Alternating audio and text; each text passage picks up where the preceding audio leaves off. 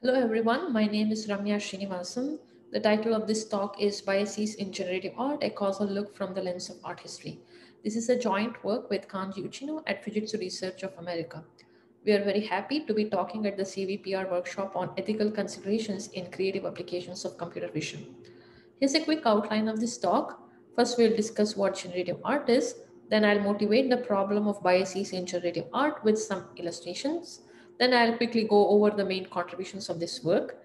Then, I'll discuss some background materials from art history and causal inference that will aid us in understanding the rest of this talk. The talk itself will cover some case studies to highlight different types of biases.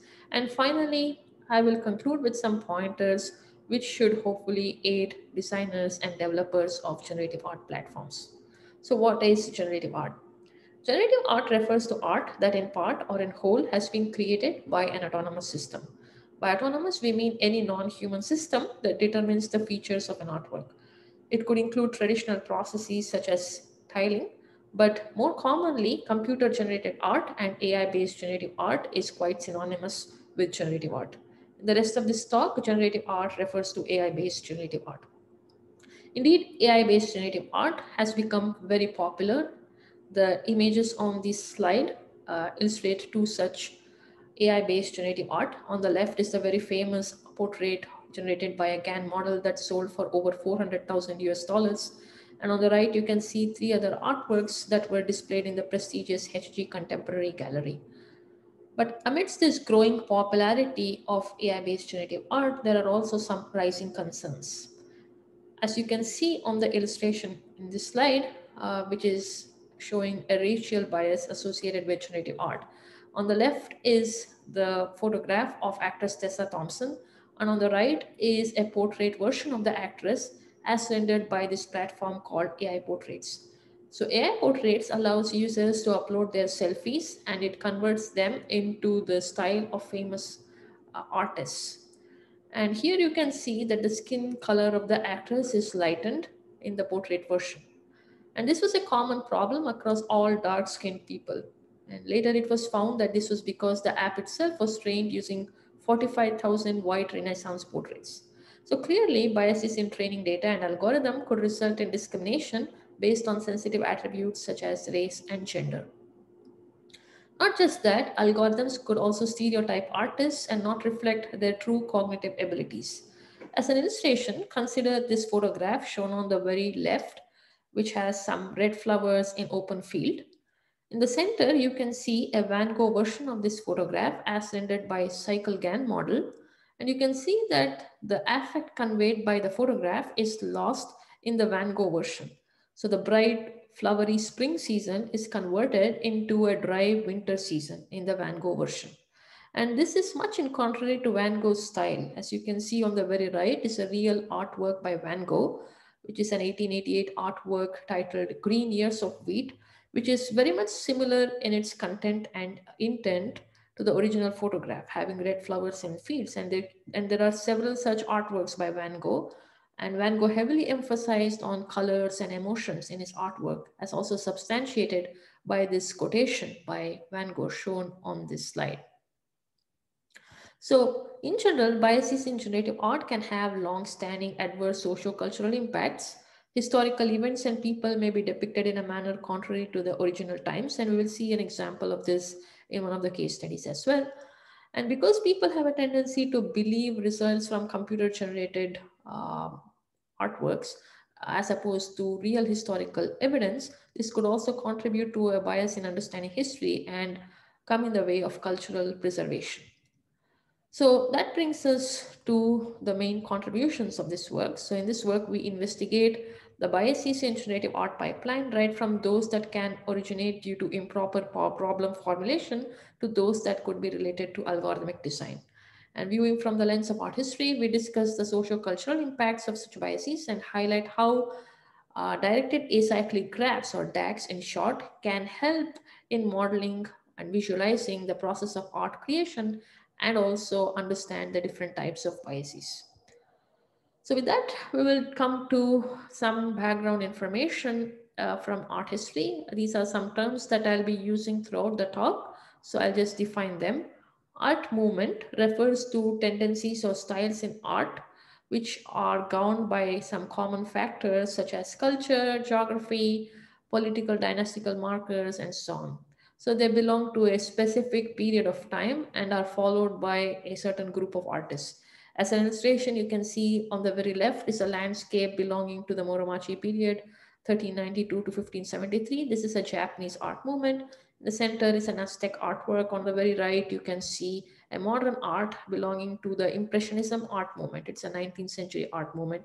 And clearly these are distinguished by their geographies and also the time periods to which they belong and also the specific styles in their renditions. Next, the term genre is something that most of us can relate to. It's just based on the theme and the objects depicted in artworks. So landscape portraits are some examples. Art materials are the substances used to create these artwork. It could be oil, paint, charcoal, and so on.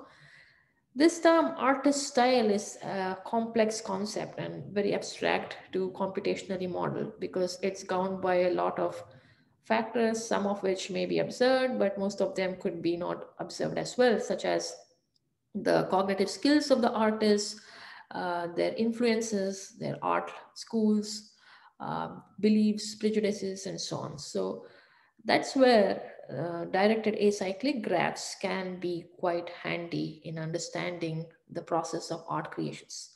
So DAGs or directed acyclic graphs, as they are commonly known, are visual graphs for encoding causal assumptions between variables of interest.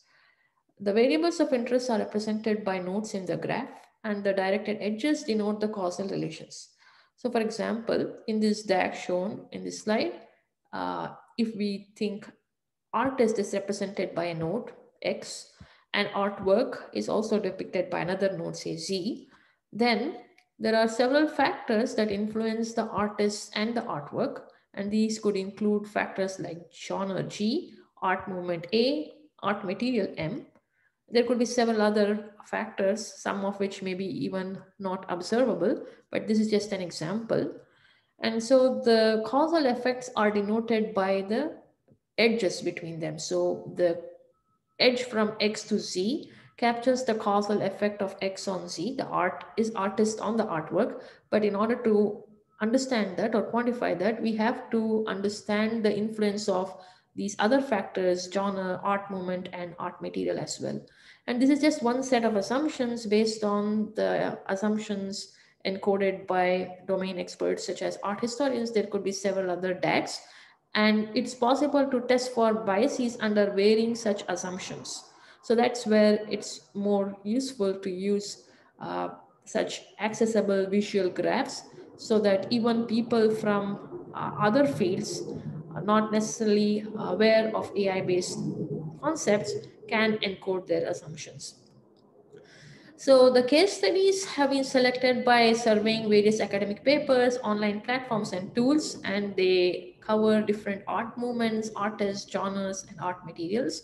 And we will discuss these through the case studies. So that brings us to the case studies. The first case study pertains to problem formulation bias, or also known as framing effect bias. So the very first step in any AI pipeline is to define the problem. Based on how the problem has been defined, there can be biases. So as an illustration, consider these artworks generated by the CycleGAN model on the right, belonging to ukiyo-e art movement. So these are shown one below the other. CycleGAN model claims that these belong to ukiyo-e because they're all yellowish in color, much like the woodblock prints of ukiyo-e style. But ukiyo-e, which was a Japanese art movement, was characterized by many subtle factors such as asymmetry of design, exaggerated foreshortening, and imaginary cropping of figures. As you can see on the very left bottom, it shows an image of a crane and an elephant which have been merged together. And you can also see that there are regions of unshaded colors and different tinges in these artworks, and not necessarily all of them are yellowish in color.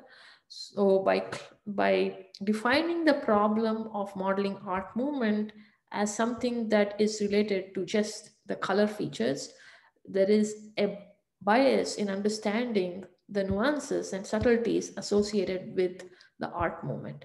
So this is an example where by just defining the problem in a way that is convenient to computationally model, bias has been introduced, and this is called problem formulation bias.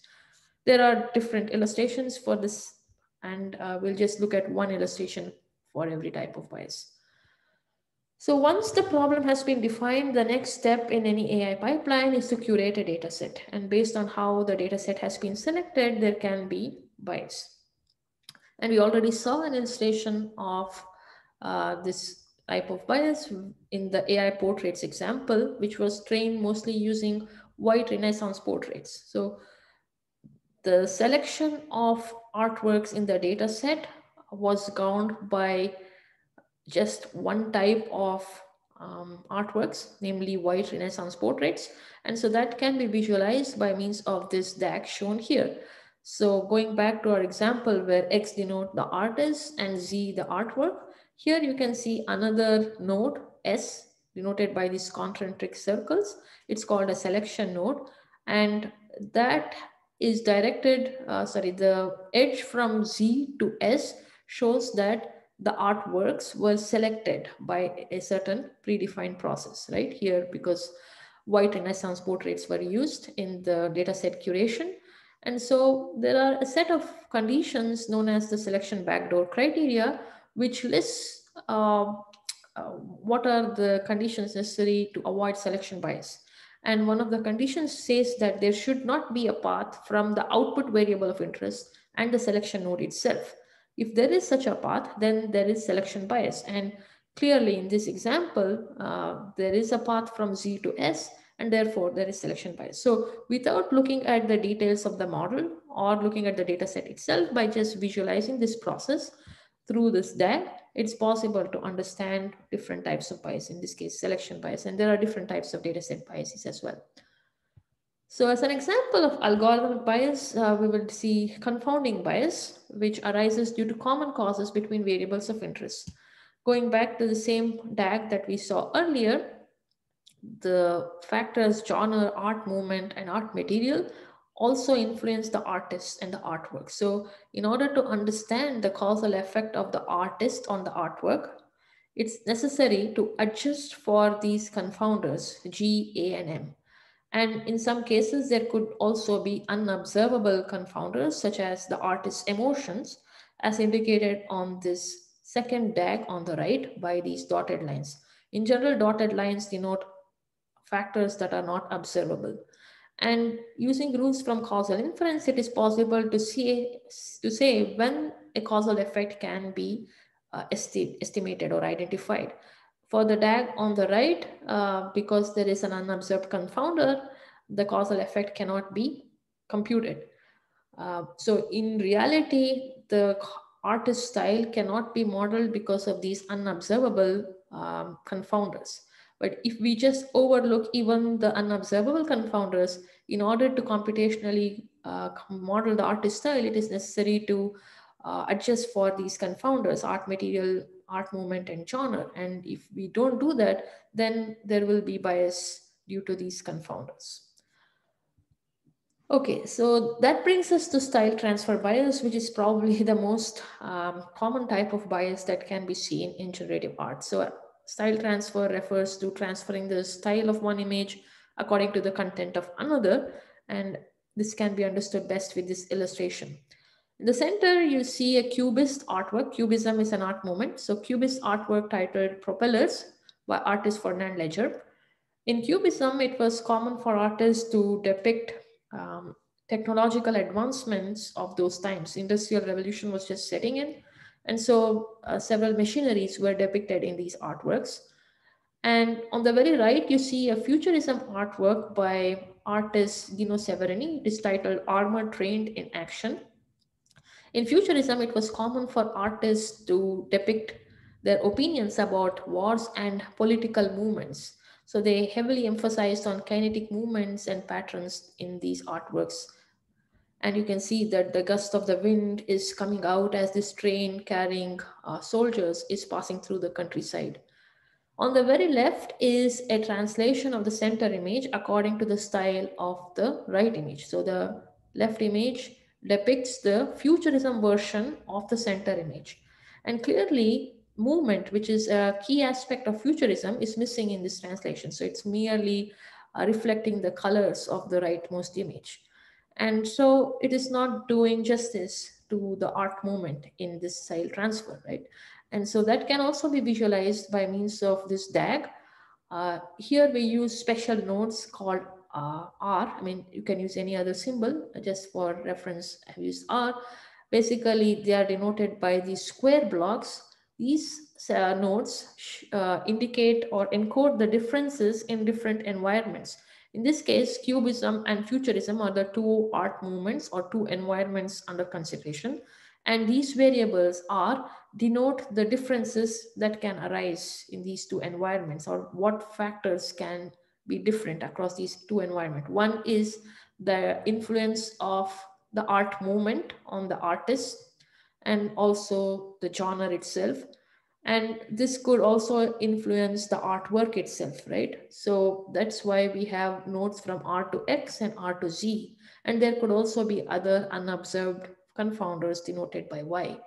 And using tools from causal inference, again, it is possible to say, just looking at the DAX, whether causal effects from one environment can be transferred to another environment. And in this case, because of this unobserved confounder and also because of the paths from R to X and R to Z, it's not possible to transfer the causal effects. So another example of this style transfer bias is in this case by a platform called Abacus. Here 1 and 3 denote portraits of young men belonging to the Renaissance times. It was common for young men belonging to those times to have hair from the ear, often extending even up to the shoulder. And this platform, Abacus, claims to do a gender translations of these images. And as you can see, the converted images shown in 2 and 4 respectively show masculine faces with beards. So this platform has mistook these portraits 1 and 3 to be those of female subjects. Thereby, it is not able to understand the cultural nuances of the art movement. And this is an example of racial bias associated with another platform called GoArt. Here on the very left is a black matriarch, folk art by Clementine Hunter. And 2 shows an expressionism version of 1. Expressionism is another art movement. And you can see that the face image is tinted in red. So that's not the case for this white sculpture shown in 3 and the conversion of that in 4, expressionism version of that in 4. So here again, faces, dark faces are tinted in red, which is not the case for white faces. And this is another example of style transfer bias, wherein the subtleties of the art movement are not captured in the translation. And due to lack of time, I will not go into the details, but to conclude, there is a need to analyze socio-cultural impacts of generative art tools before their deployment. There is a need to question if an algorithm can even solve a problem. In this case, can artist style be even modeled, right? And there's also a need to define guidelines related to accountability of generated art. Who owns responsibility for biases in generative art? And it's also important to involve domain experts in the generative art pipeline to better inform the process of art creation. And finally, it will be useful to outline details of these generative art models to facilitate better communication between researchers and developers of such platforms. And that's it. Thank you very much.